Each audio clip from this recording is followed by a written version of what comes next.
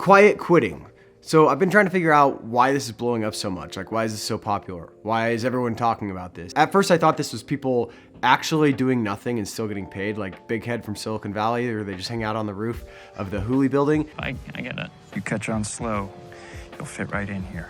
But it's not that. You're still working. You still work, you do the bare minimum, whatever, enough to keep everyone happy. So I've been trying to figure out why this annoying new term, quiet quitting, and why are people talking about it so much, and I think I've figured it out. I thought I'd make a video about it just to give my perspective as someone that worked 2 full-time remote jobs at the same time. I've made several videos on that in the past. You can check those out. I'll link to them in the description and up in the corner, including this one on how I got caught working 2 remote jobs. So check that out if you're interested, and be sure to subscribe. I'm approaching 20,000 subscribers. It doesn't take a lot to subscribe. You scroll down, you click subscribe. If I ever bug you with one of my videos, you can always unsubscribe. So quiet quitting, we've been doing this since the beginning of time, doing the bare minimum to keep everyone happy. This is business as usual. So why is it so popular? I couldn't figure it out. So I did some research. I watched every video I could find on quiet quitting, on TikTok, YouTube. I even searched Twitter for quiet quitting, and I realized that there are 2 groups of people talking about quiet quitting the most.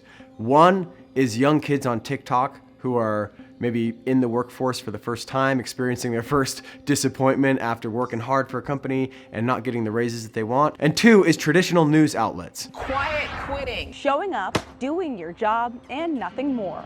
A new buzzword has sparked the debate about the workplace, quiet quitting. Employers interpret that as sandbagging, phoning it in, doing less than an honest day's work for an honest day's pay. A story about quiet quitting has been the #1 most read story all week long at the Wall Street Journal's website. So many news channels. If you search on YouTube, quiet quitting, it's like all news channels, which in my mind represents the establishment. And this is blowing their minds because they thought this entire time everyone was giving it their all. Everyone's working as hard as they can. Everyone's trying to get ahead. And if you're not, then you're a loser, right? So they find out about these kids on TikTok that are starting to just coast in their jobs, and they're not okay with that. So they all take to the internet and come up with a new term for something that we've been doing this entire time. I've seen countless people in my career, and I think the vast majority of them, including myself, are doing this so that they can do more work on the side, like freelance and contractor work, or so they can build their own company on the side, or work on some creative pursuit, or get another full-time job. They're doing something productive. So it's not that we're lazy, it's that we just don't care.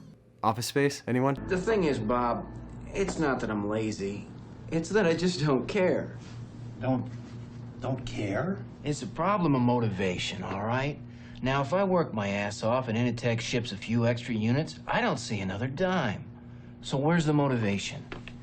And here's something else, Bob. So I think the way that a lot of us start to look at it is we want to maximize the return of our investment of time. So we look at our job and we say, if I go above and beyond, if I work really hard and put in a lot of extra hours, what is that going to get me? What is the return gonna be? Like in my case, I'm a product designer, a UX designer, and if I wanted to climb the corporate ladder and eventually become like a CPO, like a chief product officer, or even a CEO, then it would make a lot of sense for me as a senior designer to work really hard at my job, go above and beyond, and try to become a design lead. And then from there, try to become a design director. And then from a design director to like a chief product officer at a startup or a smaller company, all the while working really hard, all the while going above and beyond. So if that's what you want, then quiet quitting is a terrible idea. Doing the bare minimum at work is not gonna get you there. But if you're using your full-time job to pay the bills while you work on the side on your own projects, because what you really wanna be doing is running your own business or making a living as a creator or something else, then why would you do anything above what is expected of you at your company? It makes no sense. This seems so obvious, and you're not being lazy because you're probably working more hours than a lot of your coworkers. A lot of those hours are just on your own projects. This book, How to Get Rich by Felix Dennis, is one of my favorite books. On the front of the book, I'm just realizing this, it says, hint, you'll never get rich working for your boss. He says, if you want to be rich, you're not looking for a career, except as a launch pad or as a chance to infiltrate and understand a particular industry.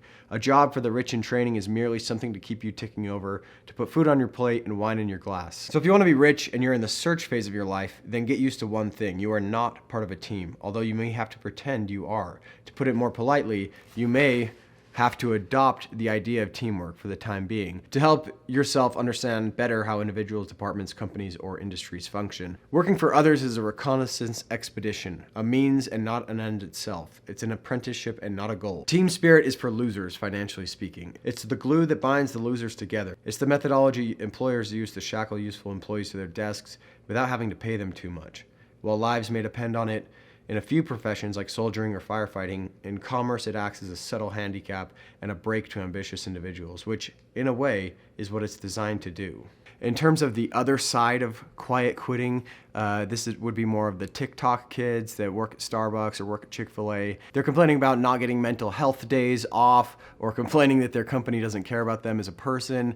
And I think in a lot of those cases that they are being lazy. So in those cases, I would have to agree with Kevin O'Leary. If you're a quiet quitter, you're a loser. You're un-American. That's what I think. If you were doing the bare minimum at work so that you can sit around, scroll TikTok, watch more Netflix, do more lunches with friends, then you're kind of being a loser. We humans need something to be actively working towards, something to strive towards. And it doesn't even need to be work or money related. Like if I found out that someone was kind of phoning it in at work, just coasting because they were obsessed with archery, obsessed with bow hunting, and they loved it and it brought them all sorts of joy to improve at that craft, I would be stoked for them. That'd be amazing. There's a story that always comes to my mind when I think about coasting in your job or quiet quitting. This story kind of makes me question everything about my attitude at work, kind of taking the easy path.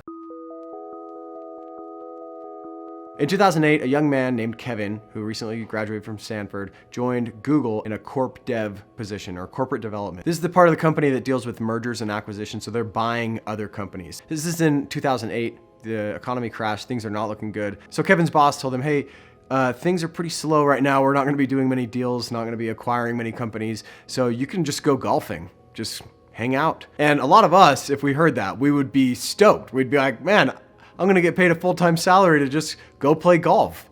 This is great, I don't even have to work. But this didn't sit well with Kevin. He's a young, ambitious boy, and he tried to move to a product manager position at Google into the associate product manager program, and they denied him. So he thought, I don't wanna spend my 20s just golfing, so why don't I just leave? And so Kevin left Google, a company that he wanted to work at forever, for obvious reasons of networking, working on something impactful. So he left his cushy job at Google, he didn't go golfing, and he joined a company called Nextstop, and then eventually he would start his own startup, which would become Instagram. This is Kevin Systrom. So I think the lesson is don't do the bare minimum at life. Coast at work if the return of your investment of time isn't there, but find something you can pursue with your full heart and use your full-time job to get you there. That's all I've got for the video. Be sure to subscribe. You can watch some of my other videos if you're interested, and I'll talk to you in the next one. Bye.